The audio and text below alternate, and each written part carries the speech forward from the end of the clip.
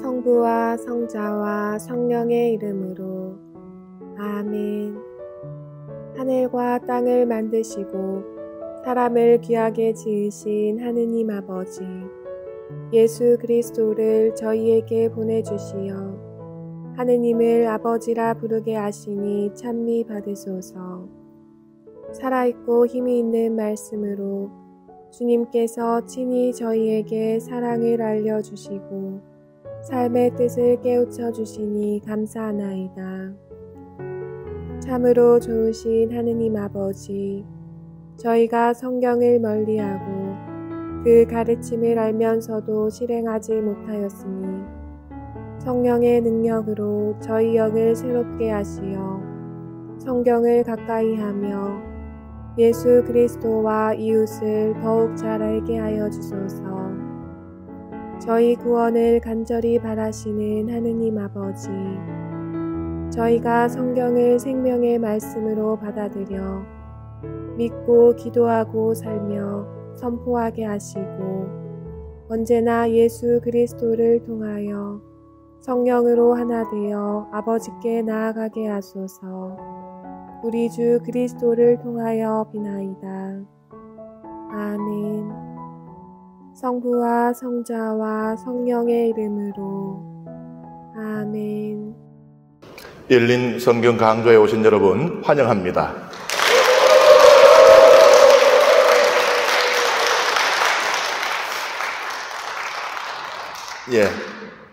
성경은 사실 성경을 읽는 마음가짐으로서 가장 제가 바람직하게 보고 또 추천할 만한 것은 성경은 성경이니까 읽는 것입니다. 하나님께서 쉐마 이스라엘 들으라 라고 말씀하셨기 때문에 다른 어떤 목적이 없이 성경 말씀 자체가 목적이 되는 것, 그것이야말로 참 아름답겠죠. 하느님이 하느님이시니까 사랑하듯이 하나님께서 우리에게 이런 복을 또 저런 은총을 내리시기 때문만이 아니라 하느님이 하나님이시기 때문에 사랑하는 것, 이게 아마 높은 영성인 것과 같이 성경도 하나님의 말씀이니까 읽는 것. 그래서 우리는 지금 통독을 하고 있는 겁니다. 창세기부터 해서 한 구절도 빼지 않고 지금 우리가 다 읽고 있거든요. 통독치고는 굉장히 긴 세월이 요하는 통독이긴 합니다만은 그 이유가 하느님의 말씀이기 때문입니다. 그렇지 않다면은 나에게 쓸모 입성직한 말씀, 내가 귀가 솔깃할 만한 말씀만 골라서 읽으면 되겠죠. 그런데 때로는 이거는 왜 읽어야 되나, 이게 쓸데없는 것 같은데, 혹은 나를 오히려 아프게 찌르는 말씀까지도 우리는 빼지 않고 다 읽습니다. 하느님의 말씀이기 때문이죠. 그런데 그렇게 읽다 보면은 또 우리에게 이 말씀은 이렇게 꼭 필요하구나, 유익하구나, 이런 것도 만나게 돼요. 우리가 지금 사도행전을 왜 읽는가를 제가 말씀드리고 싶어서 그런 겁니다. 초대교회 이야기죠. 이걸 읽는 게 그냥 뭐 옛날엔 이랬어, 옛날이 좋았지. 그 조용필 가수의 노래도 있지 않습니까? 옛날이여, 맞죠? 그 신세 한탄하면서 옛날엔 좋았는데 지금 우리 교회 모습은 왜 이런가? 단지 그것을 보기 위함이 아닙니다. 그리고 이상적인 교회 모델만을 보는 것도 아니에요. 이미 우리가 봤고 또 앞으로도 보겠습니다만은 초대교회 안에도 인간들의 나약함과 부족함 때문에 여러 가지 한계와 죄도 벌어집니다. 그럼에도 불구하고 교회는 무엇이어야 하는지, 교회는 어떤 존재여야 하는지, 그리고 교회가 교회답기 위해서는 무엇이 필요한지를 우리가 사도행전에서 그 답을 구하기 위함입니다. 이번 시간에는 이제 사도들의 박해가 이제 서서히 본격적으로 시작되려고 하는 그런 장면을 함께 읽습니다. 같이 읽습니다. 사도들의 손을 통하여 백성 한가운데서 많은 표징과 이적이 일어났다. 그들은 모두 한 마음으로 솔로몬 주랑에 모이곤 하였다.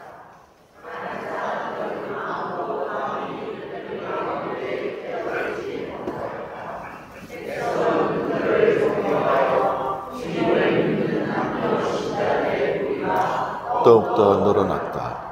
그리하여 사람들은 병자들을 한 길까지 데려다가 침상이나 들것에 눕혀놓고 베드로가 지나갈 때 그의 그림자만이라도 누구에겐가 드리워지기를 바랐다.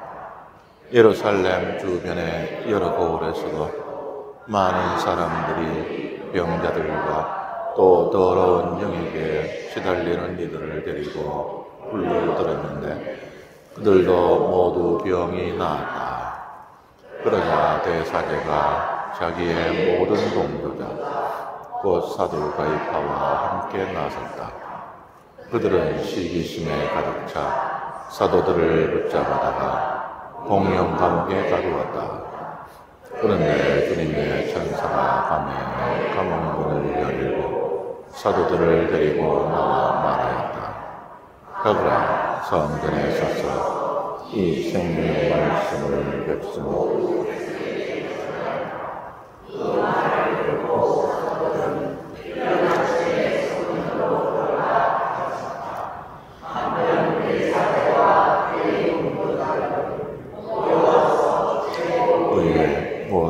이스라엘 자손들의 모든 원로단을 소집하고 감옥으로 사람을 보내어 사도들을 데려오게 하였다. 경비병들이 감옥에 이르러 보니 사도들이 없음으로 되돌아가 보고하였다. 저희가 보니 감옥문은 굳게 잠겨있고 문마다 간수가 서 있었습니다. 그런데 문을 열어보니 안에는 아무도 없었습니다. 성전 경비대령과 수석서대들은 이 말을 듣고 이 일이 앞으로 어떻게 될 것인가 하며 사도들 때문에 몹시 당황을 하였다.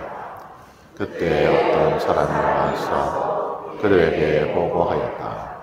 여러분께서 감옥에 가두신 그 사람들이 지금 성전에 서서 백성을 가르치고 있습니다.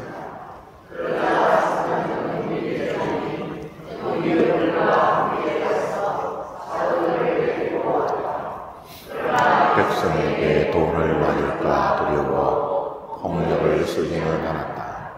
그들이 사도들을 데려다가 제보의회에 세워놓자 대사제가 신문하였다.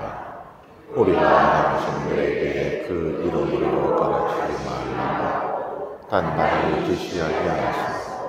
그런데 보시오. 당신들은 온 예루살렘에 당신들의 가르침을 퍼뜨리면서 그 사람의 피에 대한 책임을 우리에게 씌우려 하고 있어. 그러자 베드로와 사도들이 대답하였다. 사람에게 순종하는 것보다 하나님께 순종하는 것이 더욱 마땅합니다. 우리의 조상들의 하나님께서는 여러분이 나무에 매달아 죽인 예수님을 다시 일으키셨습니다. 그리고 하나님께서는 그분을 영원자와 구원자로 삼아 당신의 얼굴에 떠올리시어 이스라엘이 회개케 하고 죄를 용서받게 하셨습니다. 우리는 이 일의 경륜입니다. 하나님께서 당신께 순종한 이들에게 주신 성령으로 그들은 이 말을 듣고 격분하여 사도들을 죽이려고 하였다. 그때 베드로 의회에서 어떤 사람이 일어났다. 온 백성에게 경륜을 받는 율법교사로서 가말리엘이라는 바리사이였다. 그는 사도들을 잠깐 밖으로 보내라고 명령하더니 그들에게 말하였다. 이스라엘 여러분, 저 사람들을 어떻게 다룰 것인지 잘 생각하십시오. 얼마 전에 테오다스가 나서서 자기가 무엇이나 되는 것처럼 말하였을 때 400명가량이나 되는 사람이 그를 따랐습니다. 그러나 그가 살아있자 그의 주동자들이 모두 흩어져 끝장이 났습니다. 그 뒤에 보호자들을 할 때에 갈릴리 사람 유다가 나서서 백성을 선동하여 자기를 따르게 하였습니다. 그의 주동자들이 모두 흩어져 버렸습니다.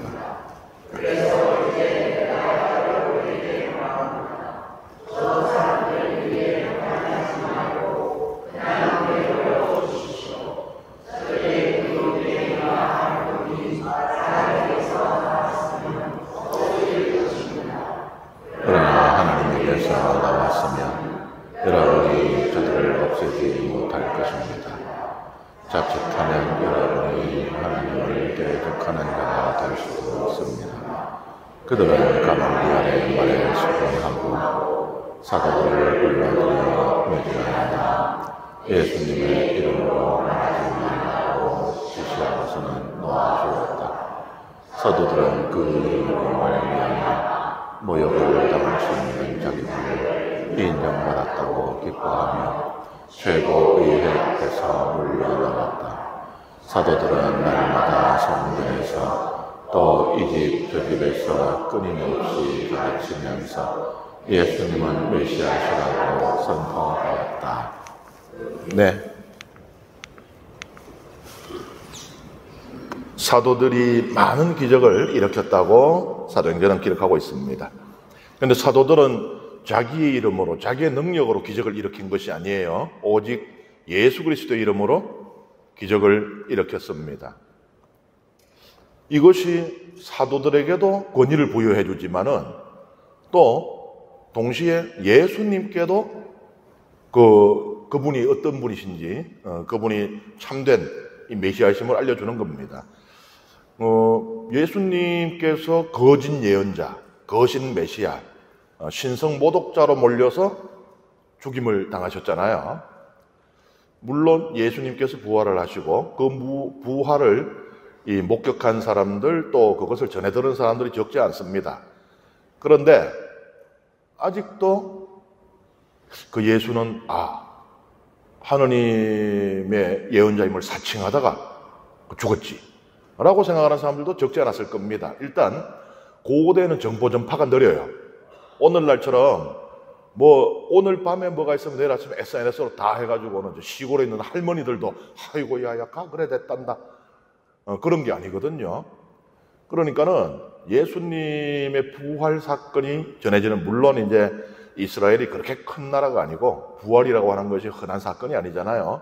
인류 역사상 단 한 번만 종말 때까지 일어날 그런 사건일 텐데, 그렇지만은 그 소식이 전해지는 것이 이 SNS로 그냥 하루아침에 알려지는 것 같지는 않았을 것이고, 그 다음에 그 이야기를 들었다 해도 아무래도 직접 그것을 목격한 사람들에게 들은 것, 그 다음에 그 사람에게 들은 사람, 또 그 사람에게 들은 사람, 몇 달이 건너가다가 이래 보면은 말을 전하는 사람 자신도 확신이 아주 강하지 않게 될 수 있습니다. 그래서 처음에 전하는 사람들은 나는 부활하신 주님을 배웠어 라고 하겠지만 한 두세 달이 건너가면 그 다음에는 아이고야 그 죽었던 예수가 부활했다 카던데, 그 다음에 또 한 세 달이 건너가면은 안 죽었을지도 모른다는데 이렇게 될 수도 있고, 그리고 그런 것들을 전해 들었을 때 우리는 일단 사람이 한번 죽으면은 다시 안 살아난다라는 그런 생각을 강하게 갖고 있죠. 다 그런 건 아니에요. 제가 새신부 때 이제 어느 본당에 가서 어린이 미사를 하는데 부활절이었어요. 그래서 부활은 어떤 인간도 부활하지 못한다. 오직 예수 그리스도께서만 부활하시고 그 예수 그리스도를 믿음으로써 우리는 부활할 수 있다는 이야기를 강론 준비를 해간 거예요. 그래서 우리 어린이들 죽었다가 살아난 사람 본 적 있어요? 이랬더니 애들이 예 이러는 거예요. 그래서 이거 예수님 얘기를 하려고 그러나 그랬더니 그래 누가 살아나셨죠? 했더니만 애들이 싹 한쪽으로 손가락을 짜고 야들 삼촌요. 임사체험이라는 게 있습니다. 실제로는 죽은 게 아니고 이제 죽은 것과 같은 상태에 있다가 깨어나는 거예요. 이거는 전 세계적으로 굉장히 많은 사례가 보고되고 있습니다. 그리고 그 임사체험만을 연구하는 사람들도 있어요. 그래서 네가 그 죽어 있을 때 어떤 체험을 했느냐, 무엇을 봤느냐, 이런 것들을 하는데 그 동네에 누구 삼촌이 가사 상태에 있다가 이제 깨어난 거거든요.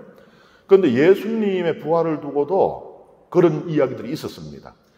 예수는 그거는 굉장히 큰 하나의 소문을 형성할 정도로 많은 사람들이 받아들였어요. 왜냐하면은 부활이라는 걸 믿는 것보다는 가사를 받아들이는 게 훨씬 쉽거든요. 사람이 한번 생각이 고정되면 잘 안 바뀌잖아요. 또 확정편향이라는 말도 있으니 사람은 죽었다 살아나지 못한다가 강하니까 부활을 믿는 것보다는 죽었다가 살아났다. 초대교회 시대에 그런 이야기들이 있습니다. 예수는 죽은 것이 아니고 죽음과 같은 가사 상태에 빠졌었다. 그래서 무덤에, 그것도 이제 우리처럼 그 땅의 매장이 아니니까, 그 돌무덤에서 정신을 차리고 봤더니 자기가 거기 누워있더라. 그래서 그 수의를 풀고, 그 문을 열고 나와서, 그런데 뭐 옆구리에도 상처가 있고 다리도 부러지고 했잖아요. 그래서 힘겹게 이 티베리아스, 갈릴레아 호수 근처, 거기에는 그 온천들이 많습니다. 지금도 온천물이 나와요. 화산이었던 이 골라온 고원에서부터 땅 속으로 이제 흘러오다가 그쪽에서 솟아납니다. 그래서 그 온천에서 온천욕을 한바탕 하고 이제 몸을 좀 추스려서 제자들에게 나타났다는 게 이미 그 초대교회 때부터 그런 전성들이 생겨나기 시작합니다.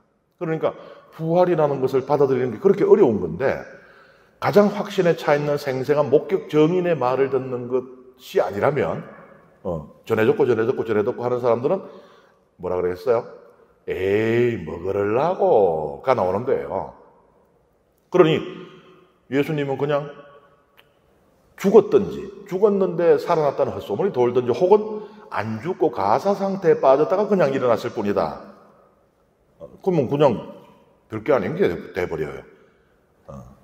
예수님에 대한 환상이 존재하든지, 혹은 그냥 억세게 재수 좋은 사람일 뿐인 거죠. 그런데 사도들이 예수 그리스도의 이름으로 명하노니 하는데 기적들이 막 일어나요. 그럼 이것이 뭘 말하느냐?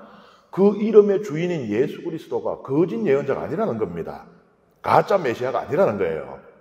그리고 그분의 이름으로 지금도 기적이 일어난다는 것은, 그분이 죽고 그 존재조차 소멸되어 버렸으면 그분의 이름으로 아무것도 일어나면 안 되잖아요.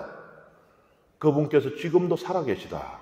그러니 사도들의 기적은 예수 그리스도께서 참으로 하나님의 아들님 메시아셨고, 그분께서는 우리 죄를 대신해 죽고 살아나셨다는 걸 증언하는 가장 강력한 증언인 겁니다. 그래서 사도들이 열심히 기적을 행하고 또 행하는 거예요. 그냥 이제 뭐 호랑이 없는 산에는 여시가 대빵이니까 내가 이제 이 구역은 내가 접수한다. 그래서 막 신나게 자기 인지도를 올리기 위해서 막 그러는 게 아니에요. 예수 그리스도, 오직 예수 그리스도를 증거하기 위한 것입니다. 사람들이 베드로 사도가 지나가는데, 베드로 사도는 예수님의 수제자니까 항상 이 수라는 거, 으뜸이라는 거에는 뭔가 좀 특별함, 수제자가 되면은 왠지 공부 제일 잘했을 것 같아요. 근데 꼭 그런가요? 그렇진 않아요. 물론 이제 공부를 제일 잘했는 사람을 수제자로 뽑는다면 당연하겠지만은 보통 어떻습니까? 먼저 입문한 게 사형이에요. 수제자예요. 예수님의 십존자 가운데서도, 예수님이 아니구나. 부처님이구나. 십존자 가운데서도 가장 먼저 입문한 사람이 수제자가 되는 것이거든요. 그런 것처럼 아무래도 사람들은 예수님의 수제자인 저 베드로는 가장 어떤 그 특별함이 있을 거야. 그리고 고대 사람들의 머릿속에 뭐가 있는가 하면 장자에 대한, 그러니까 스승의 제자도 마치 자식과 같은 그런 관계로 생각을 했거든요. 그 중에서 이 장자는 그 유다인들의 상속법에 따르면 두 몫을 받아요. 요즘은 공평하게 나눠주죠. 애들 싸우지 말아라고. 그런데 이 고대 이스라엘에서는 그렇지 않습니다. 내가 죽는데 아들이 3명 있어요. 물론 딸은 여기에 해당이 안 됩니다. 우리 여성분들 서운하시겠지만 딸은 유산을 받는데 해당이 안 돼요. 한 번의 예외가 성경에서 나오죠. 욥이 잃었다가 욥의 자녀들이 다 죽었잖아요, 처음에. 근데 마지막에 다시 자녀들이 태어나지 않습니까? 그 딸들에게는 유산을 물려주었다고 아주 특이한 케이스로 기록이 되어 있지만, 일반적으로 이 남자아이들, 왜냐하면 딸내미는 이제 시집가니까 출가 외인이니까 딸내미에게 재산을 나눠주면은 그 상속법이 깨져요. 상속법이 뭔가 하면, 하나님께서 그 옛날에 재산을 가면 땅을 빼고는 생각할 수 없어요. 뭐 다른 뭐 옷도 있고 뭐 다른 재물들이 있겠지만은 일단 재산이라면 땅입니다. 하나님께서 가나안 땅을 지파별로 또 지파 가문별로 골고루 나눠줬잖아요. 그리고 대대로 그것을 상속하라 그랬잖아요. 땅은 팔고 사는 대상이 아닌 겁니다. 땅을 가지고 어떤 그 수익을 창출하는 모델이 아니에요. 땅은 하느님의 것이고 우리 인간은 빌려 쓰는 것뿐이에요. 하느님께서 주신 만큼만 쓰는 겁니다. 모두가 공평하게. 그런데 딸내미가 그 땅을 유산을 받아가지고 시집 가버리면은 이 재산이 다른 지역으로 빠져나가는 거예요. 그래서 뭐 우리 여성분들 조금 기분 덜 나쁘시라고 말씀드리는 거예요. 남녀 차별화가 이 여자는 재산도 안 주고 그게 아니고 재산이 다른 가문으로, 그러니까 우리 집에는 아들이 하나밖에 없고 딸이 7이야. 그런데 유산을 똑같이 줬어요. 그러면 어떻게 되겠어요? 한 대만 지나면 재산, 우리 가문의 함씨 집안의 땅은 8분의 1밖에 안 남게 되는 거예요. 이런 문제가 생기는 겁니다. 그래서 조금 기분이 좋아졌나 모르겠는데 남녀차별이라기보다는 이 상속법 때문인데, 그런데 고대에는 뭐 아들이든 모든 아들들을 똑같이 전부 다 아들이 3명이면 재산을 3등분해서 나눠준 게 아니에요. 장자는 한 몫을 더 받아요. 무슨 얘기냐?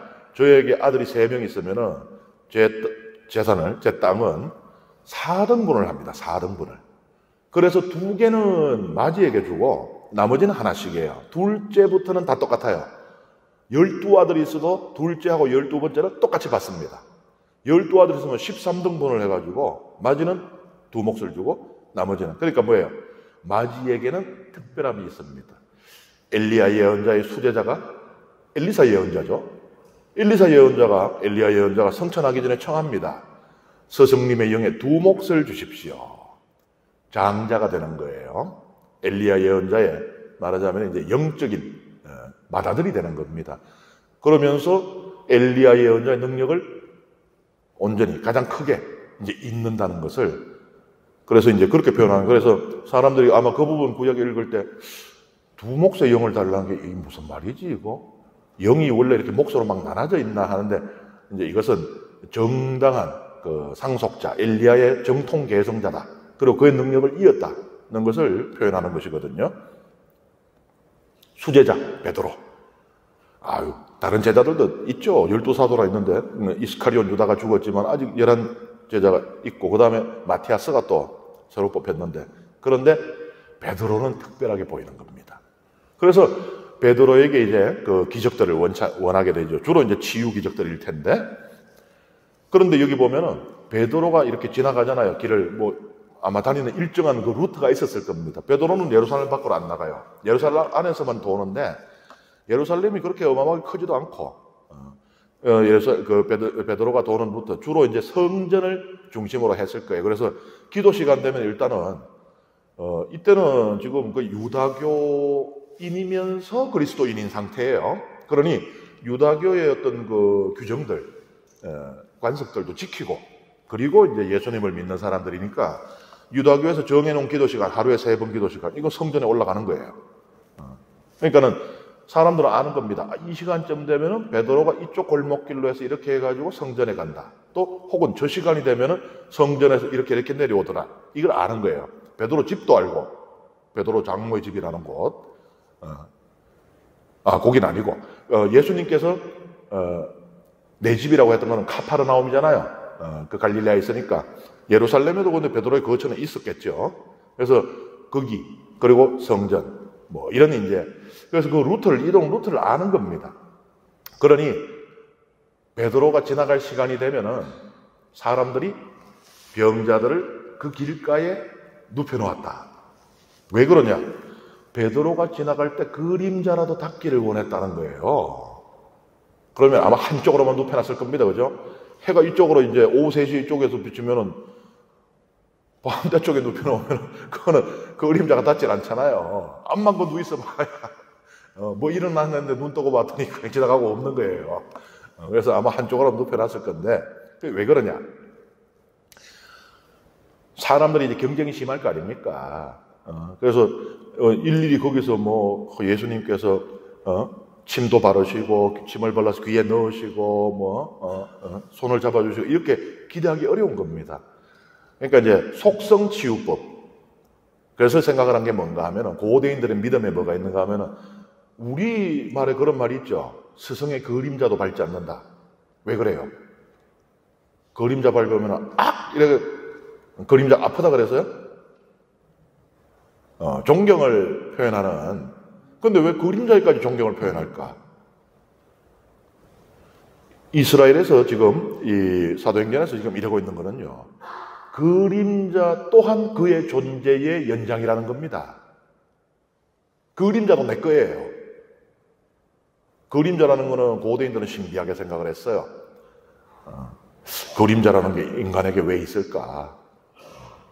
그림자의 그 어둠에 대해서도 여러 가지 이야기들이 생겨나게 되고 존재의 연장입니다. 그러니 마치 하얀 여인이 예수님의 옷자락을 만들듯이, 아니 옷자락이잖아요. 그냥 살이 아니잖아요. 예수님의 손등을 살짝 터치했다 이런 게 아니고, 옷자락은 우리는 옷은 신외지물로 생각하잖아요. 근데 고대 유다인들 그렇게 생각 안 했거든요. 옷도 그 존재의 한 부분입니다. 그래서 그 옷이 그 사람이에요. 어떤 옷을 입느냐가 그래서 중요한 겁니다. 그런데 그게 옷에 할 것 같으면은 그림자는 왜 안 돼요? 아니 그냥 천대기로 만들어가지고 밖에서 누가 만들었는 걸 사와서 걸쳤는 그 옷조차도 예수 그리스도의 권능이 뻗어나오는 그분의 존재의 한 부분이 될 수 있다면 내 몸에서 내 것인 내 그림자는 왜 그런 능력이 없겠어요? 그래서 고대인들은 그렇게 생각한 겁니다.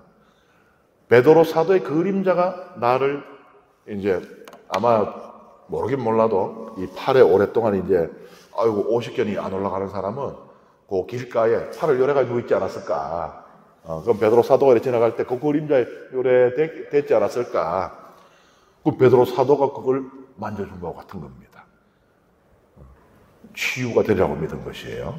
고대인들의 이 믿음을 반영하고 있어요. 그렇다고 아무 그림자나 좋다고 하는 게 아니고 유다인들은 정말로 그림자 바른 것도 주의했습니다. 스승님의 그 감히 그림자를 못 받는 이게 아니고 그림자가 그 존재의 연장이라 그랬죠. 그 존재가 어떤 존재냐 중요한 거예요. 만약에 천하에 없는 악인이다. 그 그림자조차도 악해요. 부정한 자다. 그 그림자조차도 악합니다. 부정한 자에게 우리가 닿으면 부정해지잖아요. 부정한 자의 그림자에 닿아도 부정해지는 거예요. 그래서 그림자도 바른 것을 주의했습니다. 사도들이 예루살렘 성전의 솔로몬 주랑에 다시 모입니다. 제가 이미 이전 시간에 말씀드렸어요. 성전의 한 부분, 우리 성당에도 지금 영상으로 여러분들이 보실 수 있는지 모르겠지만 회랑이 있습니다. 요 기둥하고 저 벽 사이, 요게 회랑이에요. 아주 성당을 잘 이렇게 지어주셔가지고 강의하기가 편하네요. 바로 교보제가 있습니다. 요 복도, 그러니까는 요 기둥하고 저 벽 사이의 복도 양쪽에 있죠. 예루살렘 성전에도 이런 그 회랑이 있습니다. 뭐 우리는 주랑이라고 번역을 해놨죠. 그 중에 이제 한 부분을 솔로몬의 주랑이라고 부른 거예요. 이 주랑이 그 지붕이 있습니다. 그러니까 이쪽이 다 양쪽 벽이 될 수도 있고 그냥 이쪽 저쪽이 다 기둥일 수도 있고 아니면 우리 성당처럼 또 예루살렘 성전처럼 한쪽은 벽이고 그 앞에는 기둥들이 있을 수도 있지만 어쨌든 중요한 거는 모두가 지붕이 있어요. 그래서 그거는 이제 그리고 예루살렘 성전 생각해 보세요. 마당은 그냥 오픈된 공간이겠죠. 거기서 제단에 그게 막혀 있으면 어떻게 돼요? 하루 종일 제단에서 희생 제물을 바치는데 전부 화생방 훈련 들어가게 되는 거예요. 그리고 문제는 그거 왜 태웁니까? 못 먹는 고기라 그냥 다 태워가지고 없애려고 하느님께 바치는 제사잖아요. 번제 태운다는 거 히브리 말로 올라예요. 외우기도 쉽죠. 연기가 올라. 히브리 말 배우기 얼마나 쉬워요. 번제를 올라라고 합니다. 올라가야 돼요. 하느님께 바치는 그 향기로운 제사라 그러죠. 이 연기가 하느님께 올라가야 되는데 뚜껑 덮어버리면 우리만 화생방 되는 거지. 하느님은 쫄쫄 굽는 거고. 그래서 이건 다 오픈돼 있죠. 그럼 어떻게 돼요? 비 내리고 그러면은 거기 머물 수가 없잖아요. 그래서 이 회랑 지붕이 있으니까. 그래서 그 자리를 주로 이제 그 랍비들이 사람들을 가르치다든지 또는 율법학자들이 어떤 그 율법에 대해서 토론을 한다든지 이런 장소로 사용한 거예요. 그래서 그 사도들이 거기 모였다는 거는 가르친다는 겁니다. 사도들이 기적을 행하는 만큼이나 중요하게, 그거 기적보다도 더 중요하게 여겼던 거는 가르치는 것이었어요. 왜냐? 믿음은 기적에서 오지 않거든요. 로마서가 말하잖아요. 믿음은 들음으로써 온다. 그렇기 때문에 사도들은 가르치는 것이 중요했던 것입니다. 여기서 이제 당연히 가르침의 핵심이 부활이죠, 부활. 우리 그리스도교는 예수 그리스도의 부활이 없으면 존재할 수가 없습니다. 어떤 사람들에게 성탄이 더 중요해요, 부활이 더 중요해 물으면은 갑자기 대답을 못해요. 왜냐하면 그런 생각을 별로 안 해봤거든요. 아니, 설이 더 중요해요, 추석이 더 중요해요 물으면은 대답 쉽게 못하잖아요. 왜냐하면 그냥 다 중요한 거라고만 알고 살았지 굳이 서열을 매겨본, 그 서열 매겨본 분 혹시 계세요? 별로 없거든. 그냥 2대 명절 이래지 1대 명절, 2대 명절 이래 안 하잖아요. 그러니까 마찬가지로 성탄 부활도 보통 그렇게 생각을 하고 있어요. 그래서 갑자기 성탄이 더 중요해요, 부활이 더 중요해요 하면 갑자기 그때부터 생각을 하는데 부활도 중요할 것 같은데 예수님이 이 땅에 안 오셨으면 부활도 없는 거 아니야. 그러면 성탄이 더 중요한가? 뭐 이제 헷갈리기 시작을 하는데 부활이 우리 신앙의 핵심이에요. 뭘 보면 알 수 있느냐? 지금 우리는 강의를 하고 있는 지금 이 현재 시간으로 우리는 이 성주간 월요일에 들어와 있습니다. 전례 주년을 보면 어디에서부터 전례가 시작이 되는 걸 보면 핵심이 어디 있는지 알아요. 성탄에서부터 번져나가는 게 아닙니다.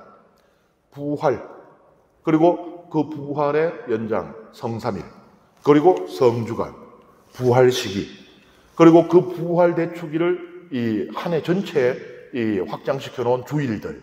그러니까 그걸 보면은 우리 그리스도의 핵심은 부활이구나. 초대 교회의 교리 또한 그런 겁니다. 부활 가르침이 주 핵심을 이루는 것이에요. 그러니까 사도들이 가르쳤다 하면은 부활 선포했다는 얘기지 그거 빼고는 얘기할 게 없어요. 말씀드렸잖아요. 아직도 많은 사람들은 예수라는 사람이 그래도 뭐 참 선한 일도 많이 했는데 젊은 나이에 아깝게 갔어 이렇게 알고 있든지, 아니면은 내가 들으니까는 뭐 그 설 주고 가지고 다시 나왔다 카대 뭐 이렇게 들었던지. 그리고 사도들에게 이 부활을 선포하는 것보다 더 중요한 게 없는 거죠. 그런데 다른 데도 아니고 저 뭐 시장통도 아니고 뭐 저 뒷골목도 아니고 성전에서 사도들이 그걸 선포하고 있는데 예수님을 죽이자고 주도한 사람들, 유다교의 기득권자들 똘똘 뭉쳤었잖아요. 평상시에는 자기들끼리 그렇게 죽으라고 싸웠던 사두가의 바리사의 율법학자들 입장이 첨예하게 달랐습니다. 우리 지금 유다를 통치하고 있는 로마를 대하는 자세도 사두가이들은 어차피 우리가 못 이겨. 로마는 온 세상을 다 통일했는데 우리 손바닥만한 유다가 덤벼들어봐야 무고한 백성들의 피만 흐르지. 그냥 순명하지, 순종하자. 바리사이들은 그래는 못한다.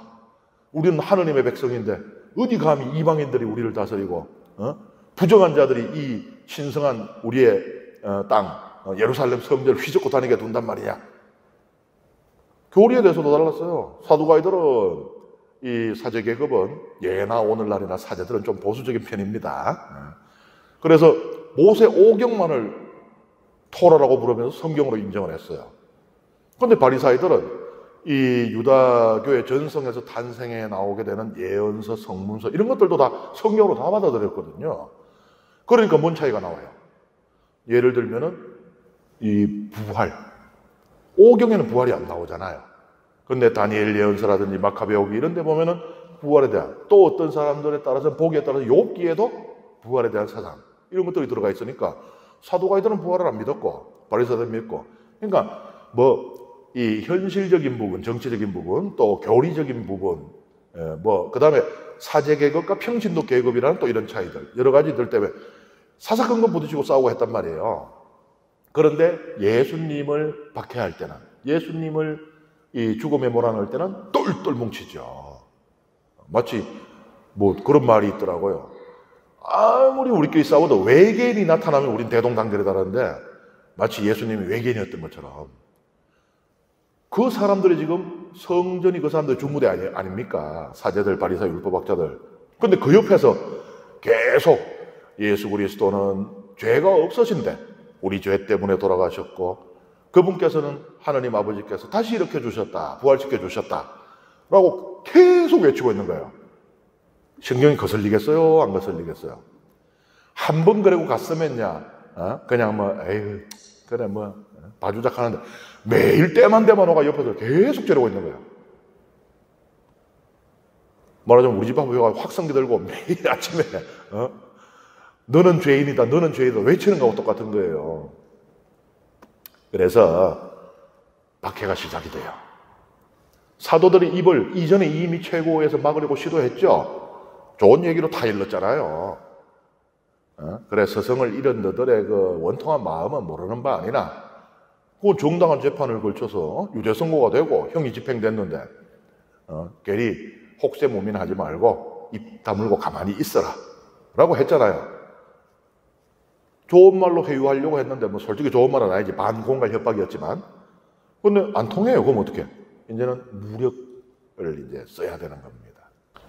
가장 먼저 박해가 시작되는 것은 사두가이, 그러니까 사제계급으로부터 시작이 됩니다.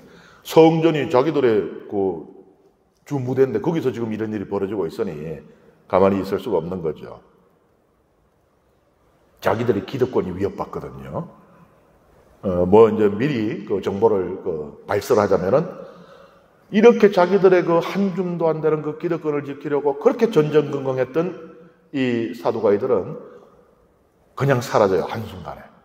사두가이들은 발광체가 아니에요. 반사체입니다. 사제가 자신이 발광을 할 수가 없어요. 하느님의 성전이 예루살렘에 있고 그 성전에서 제사가 드려지기에 사제들이 존재하는 겁니다. 근데 70년의 로마군에 의해서 성전이 완전히 초토화가 되어버려요.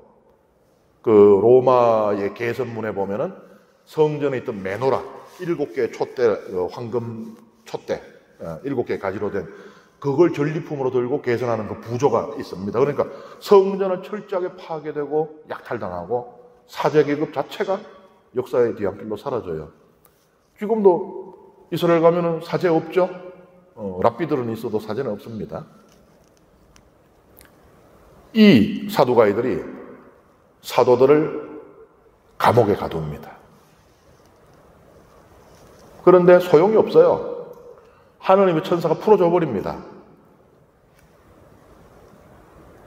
그리고 앞으로도 2번을 더 감옥에 가둬요. 근데 그것도 소용이 없습니다. 그러니까는 처음에는 그냥 떠들지 마라, 예수 이야기 하지 마라 했는데 뭐 했고, 그러니까 그 다음에는 격리. 이제 사람들이 이 사람들의 말을 못 듣게 하면 되는 겁니다. 격리. 근데 격리가 안 돼요. 묶어놓으면 풀려나고 묶어놓으면 풀려나고 묶어놓으면 풀려나고 3번을 그렇게 반복이 되니까. 그래 어떻게 돼요? 이제는 결국 제 무덤을 제가 팠구나. 지 서성들의, 저들의 서성의 팔자를 벗어나질 못하는구나. 죽이려고 합니다. 이때 이제 아주 유명한 분이 등장합니다. 가말리엘. 예수님 시대에 그 가장 유명했던 랍비 둘이가 있어요. 힐렐이라는 랍비하고 샴마이라는 랍비입니다. 그 학파가 생겨요. 스승이 있으니까 학파가 생겨요. 우리 왜 옛날에 따지면 토마스 아퀴나스 학파, 그리고 이쪽으로는 보나벤투라 학파, 이제 이런 식으로 되거든요. 힐렐 학파에 소속된 그뿐만 아니라 힐렐의 손자였습니다. 손자. 이거는 대랍비의 손자. 그리고 또 이분이 어떤 면으로, 다른 면으로도 또 유명한데, 무엇으로 유명한가 하면은 사도 바울의 스승이었어요. 그러니까 대랍비 힐렐의 손자이며 사도 바울의 스승 가말리엘입니다. 벌써 뭔가가 심상찮죠? 범상찮죠? 아, 이분께서 무슨 말씀을 하시는가? 가말리엘의 권위는 대단했습니다. 단지 할아버지의 손자이기, 힐렐의 손자이기 때문만이 아니고, 이제 가말리엘의 말을 들어보면 알겠지만은 아주 이성적이고 합리적이고, 그러니까 사람들이 받아들일 수 있는 가르침을 주는 거예요. 말하자면 대중에게 호소력이 있습니다. 더 많은 대중이 저분이 참 훌륭하시다. 가만히 생각해 보세요. 우리 교우 여러분들도 뭐 이런 신부님의 강의, 저런 신부님의 강의, 뭐 주제별로 또 영역별로 많이들 들으시잖아요. 요새는 워낙에 이제 미디어가 발달이 돼가지고 그 중에 우리 그 교우들이 아주 그 많이 좋아하는 그 팬덤이 두터운 그런 신부님들 있죠. 그 신부님들 공통점이 뭐예요? 첫 번째, 못 알아듣는 소리를 안 한다. 어려운 소리, 못 알아듣는 소리를 안 한다. 두 번째, 휘황한 소리를 안 한다. 야, 저거 내가 한 500년 전에 저 메테오로라고 그리스 절벽 꼭대기에 있는 봉쇄 수도원에 살았으면 지킬 법한 얘기. 그런 얘기를 안 한다. 지금 오늘 아침에도 밥집에서 남편하고 싸우고 했는 그런 나도 따를 수 있는 그런 가르침을 주신다. 그리고 이제 세 번째는 강한 확신을 갖고 있다. 본인이 선포하는 말씀이 아이고 뭐 성경에 보면 이렇다 하던데요. 뭐 이래 안 되겠어요가 아니고 믿습니다. 믿습니까? 구원받습니다. 이런 강한 확신, 그 자기의 존재 자체에서도 그 선포되는 이제 이런 요소들이 있잖아요. 그러니까 가말리엘은 그냥 단지 힐렐의 손자였기 때문만이 아니고 가말리엘 자신의 가르침이 이 설득력이 있고 힘이 있었던 겁니다. 그래서 유다 전성 미슈나라는 데까지 기록이 될 정도예요. 우리 탈무드 잘 아시잖아요, 그죠? 탈무드의 원천 가운데 하나예요. 거기 뭐라고 기록이 되어 있는가? 가말리엘이 죽었을 때 율법의 영광도 멈추었다. 대단한 겁니다, 그죠? 가말리엘이 율법이고 율법이 가말리엘이에요. 마치 욥기에 보면 욥이 나는 정의로 옷 입고 정의는 나로 옷 입었다. 내가 정의를 옷 입었더니 정의가 나를 옷 입어요. 욥하고 정의가 하나인 거죠. 내 안에 예수께서 사시고 예수께서 내 안에 사신다. 예수님하고 내하고 하나인 거죠. 그것처럼 가말리엘이 율법이고 율법이 가말리엘이라 할 정도의 그게 유다의 그 공식적인 그 전성에 기록이 될 정도면 도대체 어떤 인물이었다는 거예요. 어마어마한 인물입니다. 이 인물이 이걸 띈다는 것은 이제는 완전히 분위기가 반전된다는 것을 의미해요. 가말리엘이 주장을 이렇게 합니다.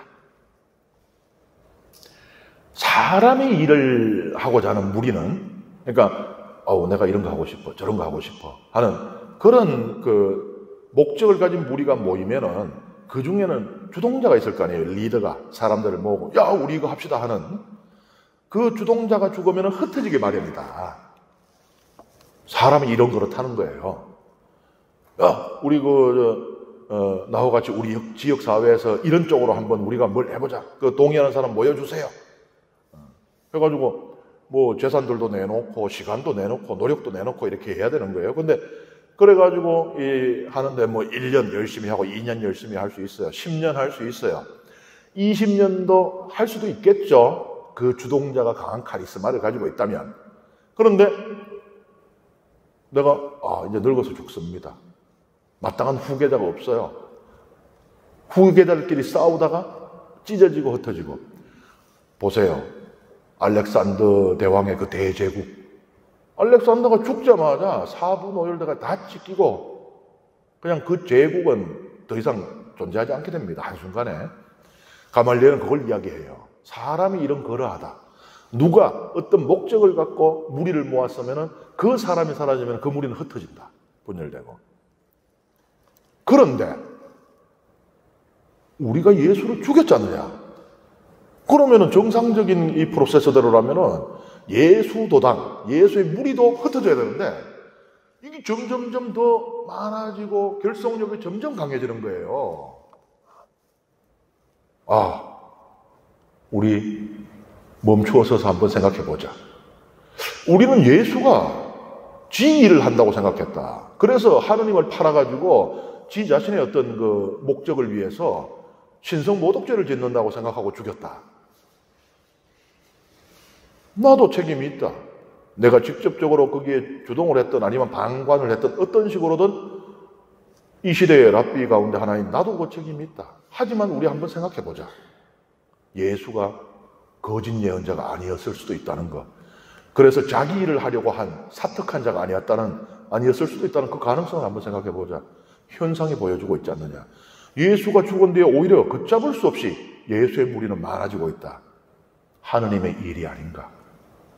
하느님의 일이라면은 예수를 죽였듯이 예수의 제자들을 죽이고 또 죽여도 이거는 막지 못할 것이다. 순교자의 피가 신앙의 씨앗이다. 실제로 그렇게 됐죠. 박해가 심해질수록 교회는 더 크게, 더 빨리 성장을 하게 됩니다. 그러니까 우리는 무조건 이제 유다인들은 다 나빠요. 유다인들은 절대 천당 못 가요. 어떤 어린이도 그렇게 묻더라고요. 신부님, 그러면은 이스라엘 사람들은 예수님 죽였으니까 아무도 천당 못 가지요? 이렇게 묻는데, 그렇진 않죠, 그죠? 근데 사실 이게 애들 수준 같지만은 유럽에도 많은 사람들이 그런 생각을 합니다. 오죽하면 제가 파리 있을 때 한 번은 버스 정류장에서 버스를 기다리고 있는데, 버스 정류장에 광고판 이렇게 있잖아요. 이렇게 앉아있으면 보면 광고들 있잖아요. 오른쪽 을 봤더니 무슨 거 봤는데, 앙티세미티즘이라 그래가지고, 세미티즘이라고 하면 유다인들이 샘족이잖아요, 그죠? 안티라 그러면 안티, 우리 왜 안티라 그러잖아요. 그러니까 유다인 혐오주의, 반유다주의 이런 거, 그거를 멈추자라는 캠페인 광고가 있더라고요. 불란스 사람 한 3명이 그러는데 그걸 광고판을 걷다가 정류장에 다 깔아놓을까요?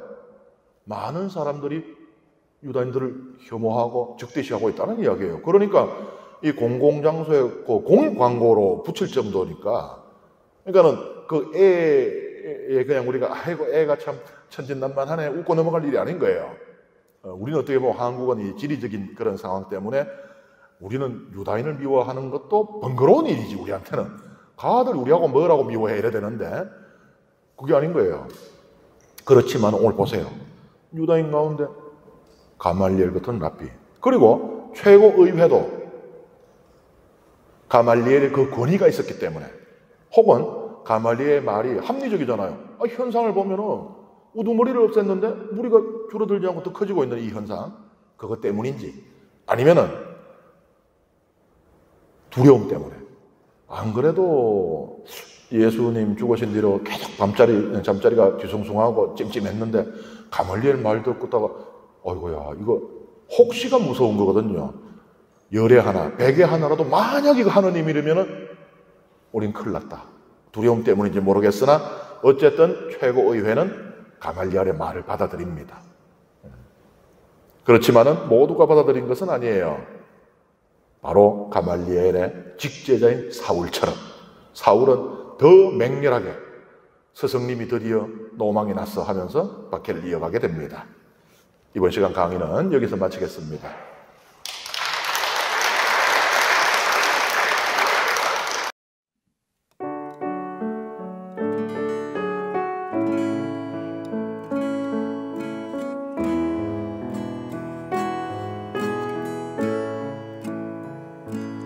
나의 힘이 되신 하느님,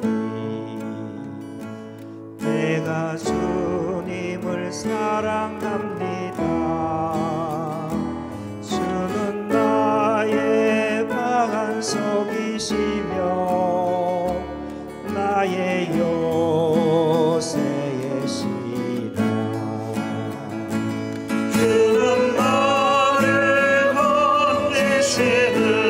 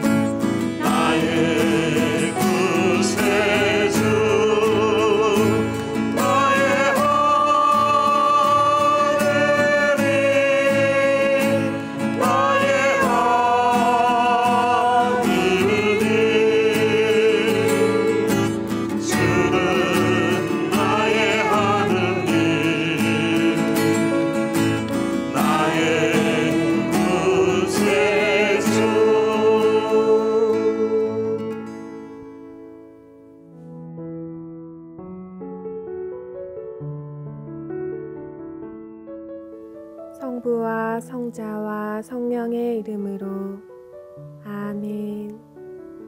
영광이 성부와 성자와 성령께 처음과 같이 이제와 항상 영원히 아멘. 성부와 성자와 성령의 이름으로 아멘.